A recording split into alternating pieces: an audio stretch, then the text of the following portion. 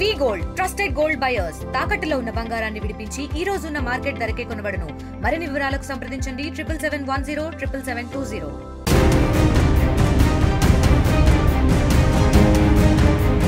మొఘల్ చక్రవర్తి ఔరంగజేబు సమాధి వివాదం మహారాష్ట్రను కుదిపేస్తోంది. ఔరంగజేబు సమాధిని కూల్చేస్తామంటూ విశ్వ హిందూ పరిషత్ ప్రకటించడంతో నాగ్పూర్ లో అల్లర్లు, ఘర్షణలు చెలరేగాయి. రెండు వర్గాలు పరస్పరం దాడులు చేసుకున్నాయి. అసలు ఎవరి ఔరంగజేబు? ఆయన సమాధి ఎక్కడుంది? దానిని విశ్వ హిందూ పరిషత్ ఎందుకు కూల్చివేస్తా అంటోంది? మహారాష్ట్రలోని ఛత్రపతి సంభాజీ నగర్ జిల్లాలో ఉన్న ఔరంగజేబు సమాధిని తొలగించాలంటూ హిందూ సంఘాల ఆందోళనలు ఉద్రిక్తతలకు దారితీశాయి. ఔరంగజేబు సమాధిని తొలగించాలని విశ్వ హిందూ పరిషత్ కార్యకర్తలు నాగ్పూర్ లో మహల్ ఏరియాలో నిరసనకు దిగారు. వీరిపై ఒక వర్గం దాడి చేసింది. దీంతో రెండు వర్గాలు దాడులు చేసుకున్నాయి. వాహనాలను ధ్వంసం చేసి వాటికి నిప్పంటించారు.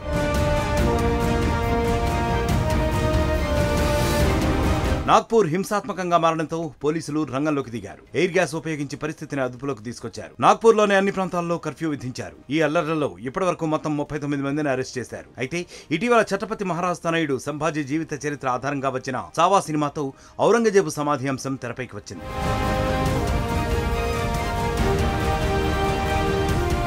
సినిమాలో మరాఠా పాలకుడు ఛత్రపతి సంభాజీ మహారాజ్ను ఔరంగజేబు ఉరితీయడం, ఆ తర్వాత హిందూ దేవాలయాలను కూల్చివేయడం వంటివి ఉన్నాయి. దీంతో పాటు ముస్లింల పవిత్రమైన ఖురాన్ను కూడా కాల్చివేశారనే ఆరోపణలు వచ్చాయి. ఈ కారణాల వల్లే ఔరంగజేబు సమాధిని ధ్వంసం చేయాలంటూ నిరసనలు మొదలయ్యాయి. అల్లర్లు చెలరేగడంతో ఔరంగజేబు సమాధి వద్ద భద్రతా ఏర్పాట్లు కట్టుదిట్టం చేశారు పోలీసులు. ఎవరిని కూడా అక్కడికి పంపించడం లేదు. సందర్శకుల ఐడి అన్ని చూసిన తరువాతే లోపలికి పంపిస్తున్నారు. మరోవైపు ఈ ఘటనపై మహారాష్ట్ర ప్రభుత్వం స్పందించింది. శాంతియుతంగా ఉండాలని సీఎం దేవేంద్ర ఫడ్నవీస్, కేంద్ర మంత్రి నితిన్ గడ్కరీ కోరారు.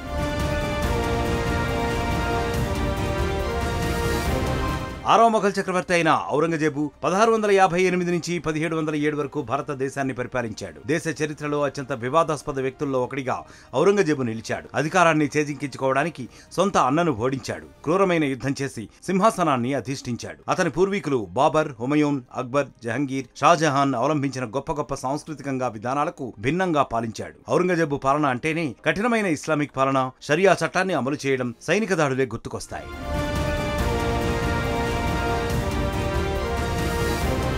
1707 మార్చి 3న మహారాష్ట్రలోని అహ్మద్ నగర్ లో ఔరంగజేబు మరణించాడు. కానీ అతని సమాధి ఛత్రపతి సంభాజీ నగర్ లోని ఖుల్దాబాద్ లో ఉంది. ఔరంగజేబు కోరిక ప్రకారం అతని కుమారుడు ఆజం షా ఖుల్దాబాద్ లోనే ఖననం చేశాడు. ఔరంగజేబు తన చివరి కాలంలో టోపీలు కుట్టడం, ఖురాన్ కాపీ చేయడం ద్వారా వచ్చిన డబ్బు సంపాదించాడని, వాటితోనే ఆయన సమాధి కట్టించినట్లు చరిత్రకారులు చెబుతున్నారు. ఔరంగజేబు సమాధికి అప్పట్లో 14 రూపాయల 12 అణాలు మాత్రమే ఖర్చయిందట.